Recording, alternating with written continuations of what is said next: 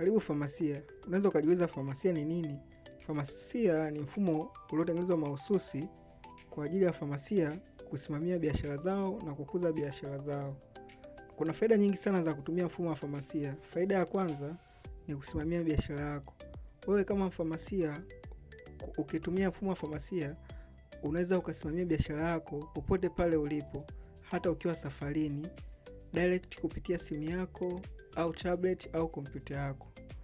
Pili, mfumo wa famasia unaweza ukakupa ripoti nzima ya duka lako, ripoti ya mwezi, ripoti ya miezi 3, miezi 6 iliyopita ya duka lako, ukajua ni dawa gani zinafanya vizuri ndani ya duka lako, mfanyakazi gani anafanya vizuri ndani ya duka lako na kadhalika. Pia kupitia mfumo wa famasia unaweza ukamanage stock zilizopo dukani kwako.